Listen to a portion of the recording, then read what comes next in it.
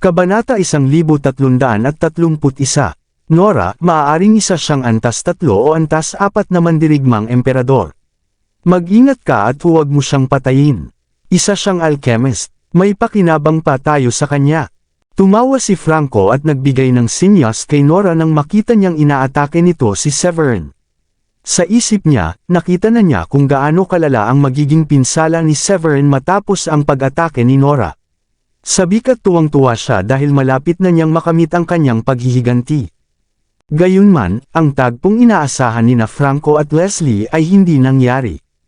Ikinuyom ni Severin ang kanyang kamao, at binalutan ito ng kanyang espiritual na enerhiya, at gumalaw ng kasing bilis ng kidlat, at sumuntok. Bang! Si Nora ay tumilapon palayo na parang saranggola na naputol ang tali. Habang siya'y bumabagsak, naramdaman niya ang mainit na likidong umaakyat sa kanyang lalamunan. Kaagad siyang nagsuka ng dugo na bumuo ng perpektong arko sa hangin. Bumagsak siya ng malakas, halos 1 milya ang layo at hindi makapaniwala sa resulta. Pinilit niyang tumayo ngunit muli siyang nagsuka ng dugo, dahilan para mamatla ang kanyang mukha. Hindi. Imposible ito. Paano ako natalo? Isa akong antas 5 na mandirigmang emperador. Paano ako natalo ng isang antas 3 o 4 na mandirigmang emperador? Patuloy na umiling si Nora, at puno ng sama ng loob. Paano nangyari iyon? Nagkatinginan sina Franco at Leslie, na parehong nagulat. Imposible, sigaw ni Prinsesa Nana. Nakapamiwang siya kanina habang nakangiti sa kanilang plano. Ngunit ang ngiti niya ay agad na napalitan ng pagkagulat. Tiyak na hindi siya antas 3 o 4 na mandirigmang emperador. Natatakot akong isa siyang antas 6 na mandirigmang emperador, sabi ni Alex. Hindi siya nagulat at kalmado pa rin. Paano naging ganito kalakas ang taong ito sa murang edad niya? Dahil ba isa siyang alchemist at kaya niyang gumawa ng mga alchemical pill na kailangan niya para tumaas ang kanyang antas? Hula ni Francis. Tahimik lang si Severin matapos marinig yun. Sa totoo lang, halos pareho pa rin ang kanyang antas mula nang siya ay lumaya sa bilangguan. Wala yung kinalaman sa kanyang kasanayan sa alchemy. Ngumiti siya. Tigilan na natin ang pag-aaksaya ng oras. Labanan ninyo akong 3 ng sabay-sabay. Ayokong ubusin ang oras ko sa pakikipaglaban sa inyo ng paisa-isa. Nagulat ang lahat sa kapal ng mukha at tapang ni Severin. Ang natitirang 3 ay mas malalakas kaysa kay Nora. Si Francis ay antas 6 na mandirigmang emperador. Ang babaeng nasa gitnang edad na nagngangalang Deborah ay antas 7. Samantalang si Alex ang pinakamalakas sa lahat, isang antas 8. Nagulat silang lahat sa tapang ni Severin na hamanin silang sabay-sabay. Samantala, sina Diane, Sheila, at ang iba pa ay nag-uusap pa rin hindi kalayuan sa kinaroroonan ni Severin. Napakalakas ng ingay ng labanan kaya narinig din nila ito. Anong nangyayari? Tanong ni Sheila habang nakakunot ang noo, nakatingin sa direksyon na pinuntahan ni Severin at Prinsesa Nana. Naglalaban ba sila? Parang kulog ang tunog, sabi rin ni Diane, na may bahid ng pag-aalala. Nang umalis si Severin, nagtalaga si Logan ng matandang lalaki upang samahan sina Diane at ang iba pa. Lumapit ang matanda na may ngiti at ipinaliwanag. Marahil nag-e-ensayo lang sila. Maraming malalakas na mandirigma ang naninirahan sa palasyo. Minsan ay nagkakaroon sila ng friendly fight para hasain ang kanilang kakayahan. Karaniwan lang iyon. Napakunot ang noo ni Beryl at sinabi, pero kung friendly match lang, hindi dapat biglang tumigil ang tunog, dapat ay mas matagal iyon, hindi ba? Ngumiti ng pilit ang matanda, ito ay palasyo. Tiyak na friendly fight lang iyon. O sa tingin mo ba may maglalakas loob na gumawa ng gulo dito? Masayado namang katawa-tawa iyon, hindi ba? Ngumiti si Sheila, tama ka, sige, Miss Beryl, saan na nga ba tayo? Hindi na nagtanong pa si Beryl. Naniniwala siyang kung may mangyayari man, may paraan si Severin upang tugunan iyon. Kaya wala siyang dapat ipag-alala. Marahil tulad ng sabi ng matanda, friendly match lang iyon. Ikinukwento ko nga pala ang digmaan namin laban sa Wolfland. Iyon ay. Nagpatuloy sa pag-uusap ang grupo. Sa sandaling iyon, nakahinga ng maluwag ang matanda nang hindi na sila nag-usisa patungkol sa ingay. Ano? Gusto mong labanan ka namin ng sabay-sabay. Imposible iyon dahil hindi ka karapat-dapat. Mayabang na sabi ni Deborah. Pagkatapos niyang magsalita, bigla siyang sumugod at nagsabi, "Ako si Deborah at isa akong antas 7 na mandirigmang emperador. Tingnan natin kung gaano kakalakas. Hindi pa ako nakakatikim ng totoong laban mula nang umangat ako sa antas na ito. Kanina ko pa gustong makipaglaban." Mapait na ngumiti si Severn. "Sige, kung ganoon ang gusto mo." Ngumiti si Deborah. Sa isang iglap, itinutok niya ang kanyang enerhiya at inilabas ang kanyang teknik. Biglang lumitaw ang isang dambuhalang phoenix na gawa sa espiritual na enerhiya. Ibinuko ng phoenix ang mga pakpak nito at naglabas ng nakakatakot na kapangyarihan, dahilan upang manginig ang paligid. Pagkatapos, ngumiti si Deborah. "Marahil natalo si Nora dahil minamaliit niya ang iyong lakas. Maaaring nakatulong sa iyo ang iyong teknik sa pagtatamo ng tagumpay at halos magkapantay lang kayo ng antas." Nagpatuloy siya, "Ngunit hindi ka suswertehin ngayon. Tingnan natin kung kaya mong tanggapin ang pag-atake ng isang antas 7 na teknik. Ginagamit mo ang espiritual mong enerhiya para bumuo ng phoenix. Magaling iyan." Ngunit hindi man lang natakot si Severn at tumawa. "Maganda ito. May nakuha akong napakalakas na teknik kamakailan, ngunit hindi ko pa ito nagagamit. Tamang pagkakataon ito para subukan kung gaano ito kalakas." Sa isang iglap, tinutok niya ang kanyang espiritual na enerhiya sa kamao at sumuntok. Biglang lumitaw ang isang dragon na gawa sa espiritual na enerhiya. Unti-unti itong lumaki at nagningning sa kulay berde. Anong klaseng teknik ito? Sa isang tingin pa lang, naramdaman na ni Deborah ang panganib mula sa pag-atake ni Severn. Nawala ang kanyang kumpiyansa at nagsimulang seryosohin ang laban. Patuloy na natawa si Severn. "Hindi mahalaga kung anong teknik ito. Ang gusto kong malaman ay alin sa atin ang mas makapangyarihan. Ang phoenix mo ba o ang aking berde na dragon?" Kayabang at kapal ng mukha ng lalaking ito. Pero kung si Severn ang nagsabi, parang hindi naman iyon walang katuturan. Isa itong katotohanan. Sa harap ng ganap na kapangyarihan, kahit ang pinakamalakas na organisasyon sa Drakodom ay walang magagawa kundi aminin ang kanilang pagkatalo. "Mr. Severn, wala kaming alam na ganito ka pala kalakas. Patawarin mo kami, alam naming nagkamali kami." Si Logan ay hindi pa kailanman humingi ng tawad sa kahit kanino. Pagkatapos ng ilang sandali ng katahimikan at pag-aalangan, napilitan siyang yumuko. "Pasensya na, patawarin mo kami." Pakiusap ni Prinsesa Nana na nanginginig ang boses habang nakatitig sa kanya si Severn. Butil-butil ang pawis sa kanyang noo. Ngumisi si Severn. "Hindi ako ganoon kabait at mapagpatawad para palampasin ito ng madali. Imposibleng matapos ito sa isang paghingi lang ng tawad." Tiningnan siya ni Alex at nagsabi, "Mr. Severn, sa nakikita ko, tiyak na isa kang antas 9 na mandirigmang emperador. Sa mundong ito, ang pinakamalakas ang nasusunod. Sabihin mo kung ano ang dapat naming gawin upang mapatawad mo kami." Ngunit si Logan ay isang mabuting hari. Sana ay pag-isipan mong hayaan siyang manatili bilang hari. Sa madaling salita, umaasa si Alex na paliligtasin ni Severn ang kanyang buhay. Tumawa si Severn ng may paghamak. "Antas 9 na mandirigmang emperador. Sa palagay mo ba yun ang antas ko? Isa na akong Saint Warrior." Napasinghap ng malalim ang mga kasapi ng Shadro. Panghabang buhay na pangarap nila ang maging isang Saint Warrior, ngunit napakahirap nitong makamit. Sa katunayan, naririnig lamang nila ang tungkol sa isang Saint Warrior sa mga alamat, ngunit ngayon lamang sila nakakita ng isa sa kanilang harapan. Biglang tumingin si Alex kay Severn na may labis na paggalang. "Wala na akong pinagsisisihan ngayong nakita ko na ang isang Saint Warrior sa aking sariling mga mata. Kahit mamatay ako ngayon, karangalan na rin iyon ang mamatay sa kamay ng isang Saint Warrior." Ipinihit ni Severn ang kanyang mga mata. "Wala akong interes na patayin ka. Pero hindi ko rin pwedeng palampasin ito. Ito na ang pangalawang beses na sinubukan ni na Franco at Leslie na patayin ako. Kaya pareho silang mamamatay. Hindi, patawarin mo ako. Isa akong hangal. Hindi ko na ito uulitin." Takot na takot si Franco na nanghina na ang kanyang mga tuhod. Mabilis siyang lumuhad at nakiusap para sa awa. Lumuhad din agad si Leslie nang walang pag-aalinlangan. "Mr. Severn, patawarin mo ang anak ko. Kasalanan ko ito. Ako ang nagsabi sa kanya ng gagawin. Ako ang may sala." Nabigo ako bilang ama.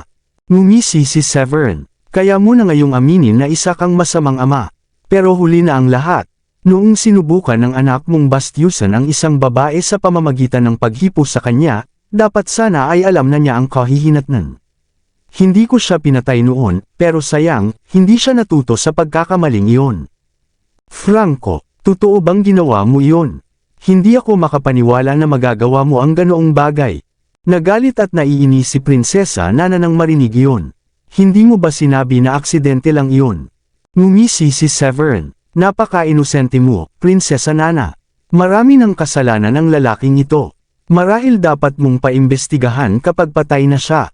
Pero, sa totoo lang, wala na akong pakialam dyan. Sa isang iglap, lumitaw si Severin sa harap ni na Franco at Leslie. Napakabilis ng kanyang kilos. Bang! Bago pa makakilos ang kahit sino, patay na ang dalawa. Nang bumagsak sila sa lupa, puno ng takot ang kanilang mga mata. Bagaman labis ang kalungkutan ni Logan, tinanggap na lamang niya ang resulta habang nakatingin sa mga bangkay ni na Franco at Leslie. Malungkot siyang napabuntong hininga. Batay sa nangyari, gagawin din niya ang ginawa ni Severin kung siya ang nasa ganoong kalagayan. Ang pinakamahusay na paraan upang tapusin ang usaping ito ay hayaang patayin ni Severin sina Franco at Leslie. Nawalan ng isang commander ang Dracodem ngayong araw, malungkot na sabi ni Logan habang umiiling. Ngumiti si Severin ng bahagya. Haring Logan, tapos na ang usaping ito. Ngayon na alam ninyong isa akong Saint Warrior, ipinapayo ko na mag-isip muna kayo bago ako muling galitin. Hindi ito magtatapos ng maganda kung sakali. Mapait na ngumiti si Logan. Tiyak na imposibleng mangyari iyon. Hindi na namin muling gagawin iyon maliban na lang kung ayaw na naming mabuhay. Lubos na kaming nagpapasalamat na pinaligtas mo kami ngayon. Isa kang mabuting tao. Ngumiti si Severin. May mga taong nais akong irekomenda bilang bagong commander. Ang 4 kong alagad ay may kakayahang maging commander. Binigyan ko na sila ng ilang alchemical pill at makatutulong iyon upang makamit nila ang tagumpay sa loob ng linggong ito. Ang iyong mga alagad, tanong ni Logan, na hindi alam kung sino ang tinutukoy ni Severin. Ngumiti si Severin ng banayad at sumagot, ang 4 na dakilang Diyos ng digmaan. Sa tingin ko, malapit na silang umangat at maging mga antas 3 mandirigmang emperador. Ang mga alchemical pill na ibinigay ko ay sapat upang maging antas 5 o 6 na mandirigmang emperador sila. Sa tulong nila, hindi mo na kailangang mag-alala sa kaligtasan ng Dracodem. Ano, mga alagad mo sila? Gulat na tanong ni Logan, ngunit halatang natuwa. Kahanga-hanga, kung tumaas ang kanilang antas, wala na tayong dapat ipag-alala. Sa karaniwan, ang mga tagong sekta ay hindi nakikialam sa mga usapin ng mundong mortal. Isa itong kasunduan sa pagitan nila at ng mundong mortal. Bukod pa rito, abala sila sa pagsasanay at walang anumang bagay sa mundo na makakaakit sa kanila. Kung tunay ngang magiging antas 5 o 6 na mandirigmang emperador ang 4 na dakilang Diyos ng digmaan, iyon ang magiging pinakamahusay na senaryo para sa Dracodem. Mr. Severin, sa palagay ko kakailanganin ng hindi bababa sa pangatlong antas na alchemical na pill na may katamtamang uri upang maabot ng 4 na dakilang Diyos ng digmaan ang antas 5 o 6 na mandirigmang emperador. Hindi yata makakayanan iyon ng pangatlong antas na mababang uri ng pill, sabi ni Francis matapos mag-isip sandali. Ngumiti si Severin. Wala akong duda sa kanila dahil may kasama ng mga pangatlong antas na katamtamang uri ng alchemical na pill sa mga ibinigay ko sa kanila. Napakurap si Francis at bahagyang nang inag ang kanyang labi. Sa sinabi ni Severin, ipinahiwatig niyang isa siyang alchemist sa pangatlong antas na may katamtamang uri. Kadalasan, itinuturing ng mga mandirigmang emperador ang kanilang sarili na higit sa karamihan, maliban sa mga alchemist. Sa katunayan, handa silang yumuko at magmakaawa sa isang alchemist na may pangatlong antas o mas mataas para lamang makakuha ng isang alchemical na pill. Sa sandaling ito, labis ang pagsisisi ni na Alex at ng iba pa sa kanilang ginawa. Kadalasan, lahat ay gagawa ng paraan upang mapalapit sa isang alchemist, ngunit ang ginawa nila ay kabaligtaran. Ginamit nila ang kanilang mga kamao at lakas laban sa isang alchemist. Kung sana ay pinaligaya nila si Severin sa halip na saktan, marahil ay binigyan pa sila nito ng mga alchemical pill upang matulungan silang umabot sa antas ng isang Saint Warrior. Kabanata 1335. Gaya ng inaasahan, napakasama ng itsura ni Alex, madilim at puno ng panghihinayang. Kung alam lang nila kung gaano kataas ang antas ni Severin at kung anong ranggo siya bilang alchemist, kailanman ay hindi sila papayag na tulungan si Logan. Sayang lamang, at luma na ang impormasyon ni Logan na nagsasabing si Severin ay isa lamang alchemist na nasa pangalawang antas. Lahat sila ay nagsisisi sa kanilang ginawa. Ginamit nila ang kanilang mga kamao laban kay Severin, kaya paano pa nila magagawang humingi ng mga alchemical na pill sa kanya ngayon? Sige, dito na ito nagtatapos. Umaasa akong tutulungan ninyo akong panatilihing lihim ito at huwag ipagsasabi sa iba na isa akong alchemist na nasa pangatlong antas na may katamtamang uri, mahinahong sabi ni Severin habang nakangiti. Tumawa si Logan. Huwag kang mag-alala, Mr. Severin. Hindi namin ito ipagsasabi kanino man. Lubos na nagbago ang pagtrato niya kay Severin, at ngayon ay puno na ng paggalang at paghanga. Si Nana naman ay nakatayo lang, at tulala pa rin sa lahat ng nangyari. Tinitigan niya ang bangkay ni Franco ngunit ni hindi man lang pumasok sa isip niyang maghiganti para rito. Tumango si Severin at nagsimulang lumakad palayo, ngunit huminto siya matapos makagawa ng 2 hakbang. Pagkatapos ay lumingon siya at naglakad patungo kay Deborah. Walang duda, takot at kaba ang naramdaman ni Deborah. Naalala niya kung gaano siya kayabang at kangas kanina nang gusto pa niyang patayin si Severin. Malakas ang tibok ng kanyang puso habang iniisip na paano kung magbago ang isip ni Severin at patayin siya ngayon. Ano ang magagawa niya upang iligtas ang sarili kung mangyari iyon? Nakatungo lamang siya na walang lakas ng loob na tumingin kay Severin. Ngumiti si Severin ng marahan. Naalala ko ang maganda mong teknik. Maganda siguro na may turo ko iyon sa asawa ko balang araw. Halos masuka si Deborah sa narinig. Iyon ang pinakamalakas niyang teknik, ang kanyang pinagmamalaking kasanayan. Natural lamang na ayaw niyang ipamigay iyon o hayaang matutunan ng iba. Gayunman, dahil sa naiisip niyang antas ni Severin at sa kanyang kakayahan sa alchemy, napilitan siyang ngumiti ng pilit. Kinuha niya ang isang pergamino at iniabot ito kay Severin. Tama ka. Napakagandang teknik niyan. Sana magustuhan ito ng iyong asawa. Hindi nag-atubili si Severin. Kinuha niya ang pergamino at inilagay ito sa kanyang storage ring. Pagkatapos, nang hindi na nagsalita pa, lumipad siya palayo. Isa siyang henyo, sabi ni Alex matapos mawala si Severin sa kanilang paningin. Mapait na ngumiti si Logan. Buti na lang at hindi siya isang taong pumapatay para lang sa kasiyahan. Kung hindi, baka kailangan pang maghanap ang Dracodem ng bagong hari. Tiningnan siya ni Alex at nagsalita ng may pagkainis. Logan, siguraduhin mo muna ang impormasyon bago mo kami hilingin na tumulong. Mali ka na hindi lang sa antas ni Severin, kundi hindi mo alam na isa siyang alchemist sa pangatlong antas. Tandaan mo, pangatlong antas na may katamtamang uri siya hindi mababang uri. Hindi rin natuwa si Francis. Sa palagay ko, mahihirapan na tayong makuha ang loob niya. Alam kong hindi niya tayo gagalawin ngayon, pero imposibleng makakuha tayo ng kahit isang alchemical na pill mula sa kanya. Sayang, malaking pagkatalo ito para sa atin. Sa totoo lang, labis na nadarama ni Logan na wala siyang kasalanan. Halika na, alam ninyong kakaunti lamang ang mga mandirigmang emperador sa mundong mortal. Wala ni isa sa 36 na gobernador ng Dracodem ang mandirigmang emperador. Paano ko naman malalaman na ang bagong gobernador ay napakalakas? Diyos ko, isa pa pala siyang Saint Warrior. Pagkatapos ng isang saglit, nagpatuloy siya. Nakita ninyo naman kung gaano kamababang loob si Severin. Ayaw niyang magyabang. Kaya paano naman natin malalaman na isa siyang alchemist na nasa pangatlong antas na may katamtamang uri kung hindi niya mismo sinabi? Kalimutan na natin. Magpadala ka ng tao para linisin ang mga bangkay ni na Franco at Leslie. Hindi ko talaga maintindihan kung bakit nila ginusto pangguluhin si Severin, sabi ni Alex. Sa huli, itinaas ni Alex ang kanyang kamay bilang sinya sa mga kasapi ng Shadro na umalis na sa lugar. Severin, ano ang nangyari?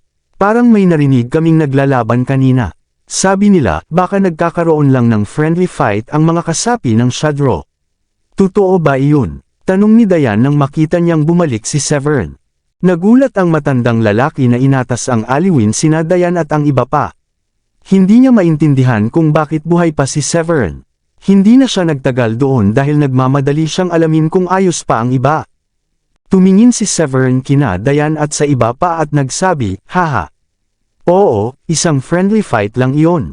Walang seryosong nangyari. Halina kayo, aalis na tayo. Sige, dahil aalis ka na rin, sabay na tayong umalis, sabi ni Warren. Sinamantala ni Beryl ang pagkakataon upang magpasalamat. Maraming salamat sa mga alchemical na pil. Mag-eensayo kami ng mabuti.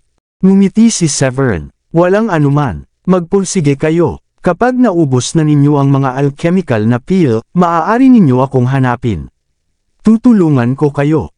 Pagkatapos noon, naghanda na ang grupo upang umalis sa palasyo. Mr. Severn, sandali ihahatid ko kayo palabas. Sa sandaling iyon, papalapit si Philip kasama ang isang malaking pangkat ng mga tao.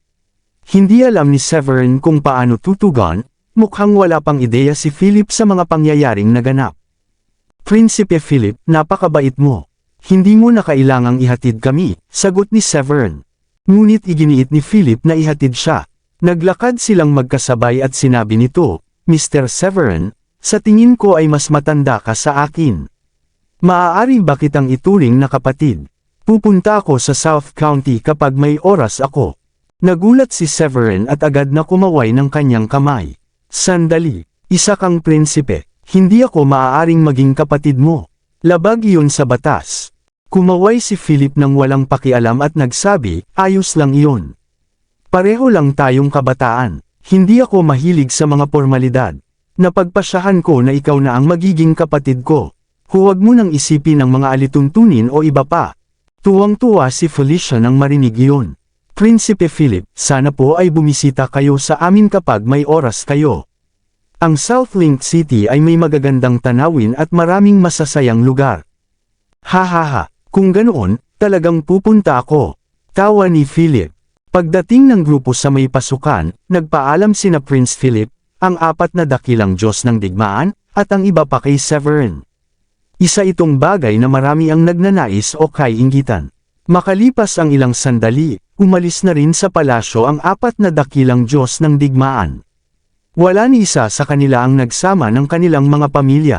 Pagkatapos maglakad ng kaunti, nagmungkahi si Beryl, sa tingin ko maaari na nating tingnan ang mga alchemical na pil na ibinigay sa atin ni Master. Ngumiti si Warren. Sa palagay ko mga ikalawang antas na mataas na uri ng alchemical na pil ang mga ito. Pero marahil ay hindi na tayo makakakuha ng malaking epekto mula rito sa ngayon. Sabi ni Callum, dapat matuto tayong makontento. Alam mo ba kung gaano karaming tao ang gustong magkaroon ng mga ito pero hindi makakakuha? Tumawa si Warren, hindi naman ako nagrereklamo. Ang ibig kong sabihin ay mahirap na tayong umangat pa sa ating kasalukuyang antas.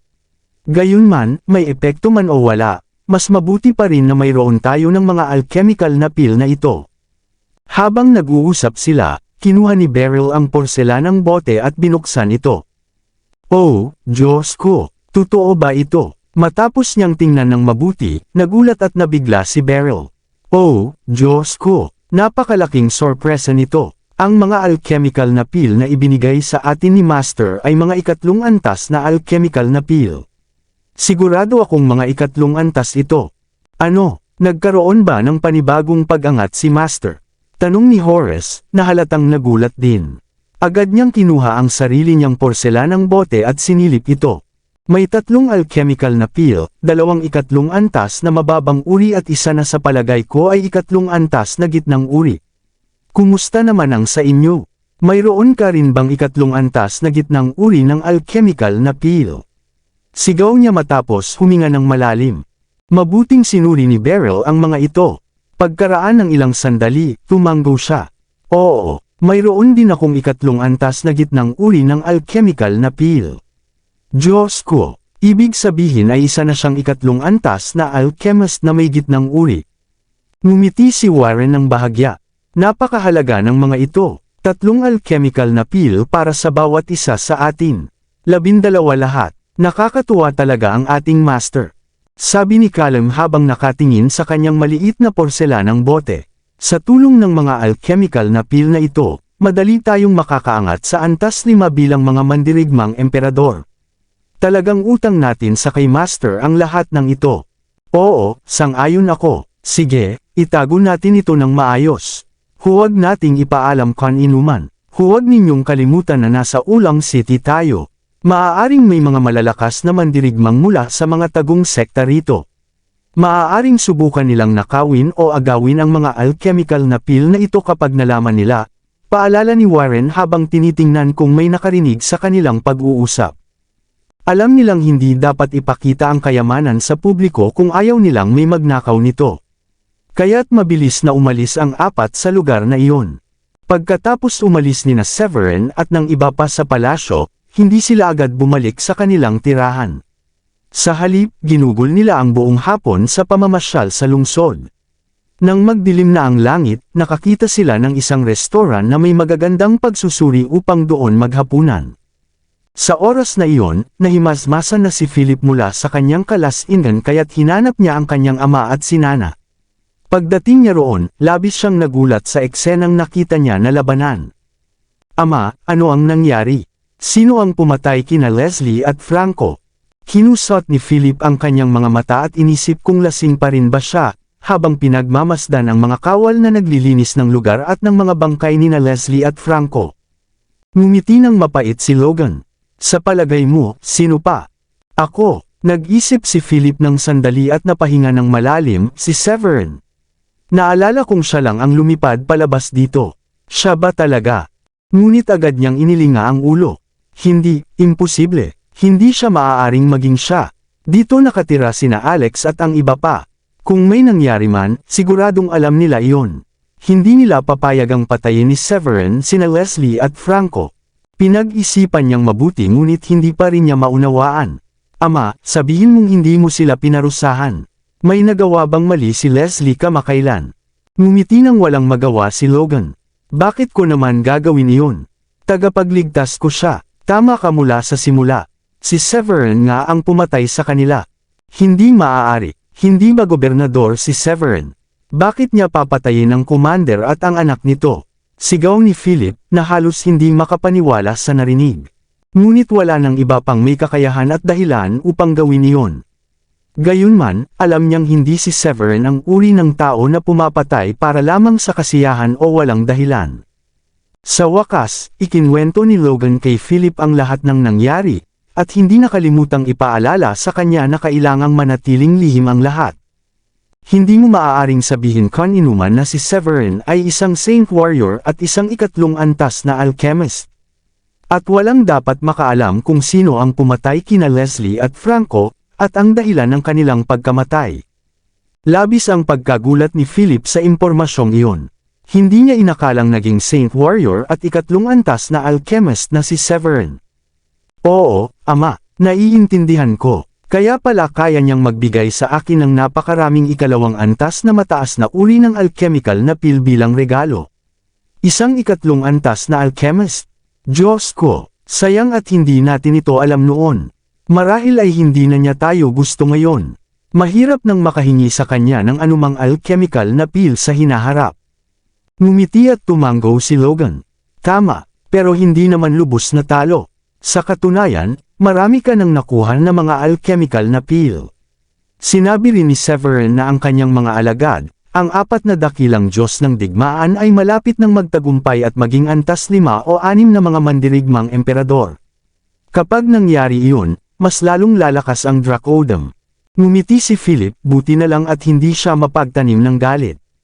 Nang ihatid ko siya kanina, sinabi ko pa nga sa kanya na gusto kong maging kapatid ko siya. Hindi naman siya nagalit o nainis. Talaga, mabuti iyon. Nagliwanag ang mga mata ni Logan at nakahinga siya ng maluwag. Ama, naiintindihan ko kung bakit gusto mong itago ang pagkamatay ni na Leslie at Franco, pero hanggang kailan natin ito maitatago? Tanong ni Nana. Napasimangot si Logan at nag-isip ng malalim. Pagkaraan ng ilang sandali, nagsalita siya. Maglabas tayo ng pahayag na nagsasabing sina Leslie at Franco ay nag-eensayo ng bagong teknik sa pag-abot ng antas. Sa gitna ng kanilang pagsasanay, nawalan sila ng kontrol at nasawi. Iyon ang pinaka-posibleng paliwanag. Maraming salamat sa lahat ng sumusubaybay. Please subscribe and follow my YouTube and Facebook channel, Filipino Novel. Maraming salamat po. Mapait na ngumiti si Nana at tumango. Sa palagay ko, ayos na iyon. Pagkatapos mag-isip sandali, sinabi ni Logan, bigyan natin ng 1 linggo ang 4 na dakilang Diyos ng digmaan bago natin alamin ang kanilang kasalukuyang antas. Kapag naging antas 2 na sila na mga mandirigmang emperador, italaga natin silang mga bagong commander. Naniniwala akong malaki ang maitutulong nila sa pag-unlad at kaligtasan ng ating bansa sa hinaharap. Tumango si Philip. Oo, ama. Samantala, pagbalik nila sa villa, dumiretso si Meghan sa sopa. Nanlalambot at mabigat ang kanyang mga binti matapos maglakad ng buong araw. Aba, ang sakit ng mga binti ko pagkatapos maglakad ng buong araw, sabi niya. Tinukso siya ni Severin, iyan ay dahil masyado ka ng nasanay sa pagpapahinga. Hindi ba sinabi mong gusto mong magsimula ng pagsasanay? Ano na ang antas mo ngayon? Kahit hindi pa nababago ang iyong pangangatawan, maaari ka pa ring maging Grandmaster. Kapag umabot ka na sa antas 5, hindi mo na mararamdaman ang pagod kahit maglakad ka buong araw. Iniling ni Diane ang ulo at tiningnan si Meghan na may pagkadismaya.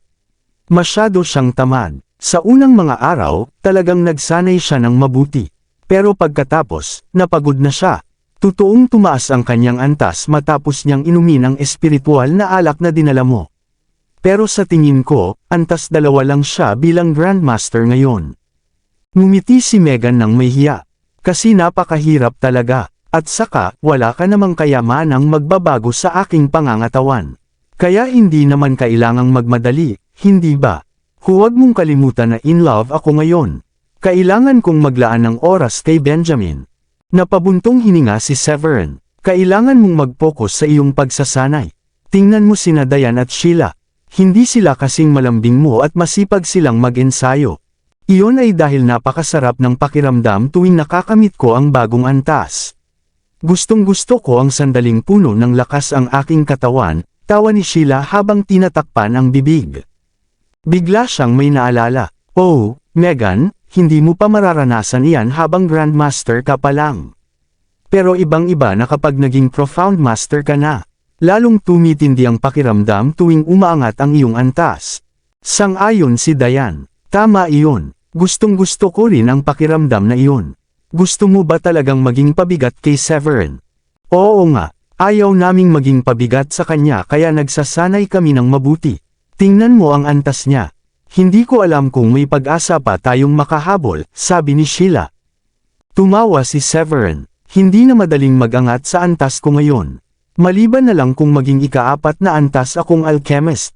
Nagpatuloy siya, sa susunod na mga buwan, magiging abala ako sa paghahanap ng natitirang mga bulwagan at sa paghahanda ng mga alchemical na pill para sa mga miyembro ng Dracodeus Temple. Wala akong gaanong oras para mag-ensayo. Ito na ang pagkakataon ninyong makahabol. Ibig sabihin, hihinto ka muna para maghintay na makahabol kami sa iyo, biro ni Sheila. Sabi ni Diane, oo. Basta huwag mong kalimutang maghanda ng mas maraming alchemical na pill para sa amin. Dahil mababa pa ang aming mga antas, mas madali kaming umangat at mas mabilis ang aming mga breakthrough kaysa sa iyo. Tiningnan ni Severin si Diane at napansin niyang antas 8 na siya bilang Profound Master. Tama nga, malaki na ang kanyang iniangat. Tumango siya, hindi masama. Antas 8 ka na bilang Profound Master. Sa palagay ko, may pag-asa kang maging Warrior King bago matapos ang buwang ito. Kabanata 1340. Ano ang sabi mo? Nagkaroon din ng breakthrough si Diane. Teka, tingnan ko nga. Ilang araw na akong nagsasanay ng Mind's Eye, sabi ni Sheila. Ilang araw na ang nakalipas mula nang turuan sila ni Severin at si Diane kung paano gamitin ang Mind's Eye. Dahil dito, palagi itong isinasagawa ni Sheila kapag may oras siya. Ngunit nagulat siya nang gamitin ito kay Diane. Hindi tama ito. Bakit lumalabas na antas 3 Warrior King si Diane? Ngumiti si Severin ng may pag-aalala. Dahil nagsisimula ka pa lang at hindi mo pa kabisado, hindi pa ito tumpak. Kapag paulit-ulit mong sinanay, tataas ang antas ng iyong katumpakan. Oo, hindi pa ito tumpak. Antas 2 lang siyang Warrior King ngayon, sabi ni Sheila habang pilit na ngumiti matapos suriin si Dayan gamit ang mind's eye. Biglang napaisip si Dayan sa sinabi ni Sheila. Sheila, sinabi mong nag-breakthrough din ako. Ibig bang sabihin, ikaw din ay nag-breakthrough?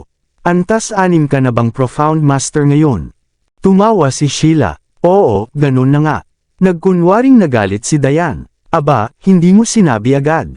Palihim mo ba akong gustong lampasan? Ngumiti si Sheila ng may hiya. Nangyari ang breakthrough noong gabing aalis tayo papuntang Ulang City. Wala akong oras para sabihin sa iyo at kailangan na nating umalis. 2 antas ka na nauna sa akin. Hindi magiging madali para sa akin na lampasan ka. Kapag natutunan mo na ang paggamit ng mind's eye, madali mong makikita ang antas ko. Tumawa si Dayan. Haha, nagbibiro lang naman ako. Pagkatapos mag-isip sandali, sinabi ni Severin sa grupo, magpahinga muna tayo rito bukas. Pero maaga tayong aalis sa Makalawa.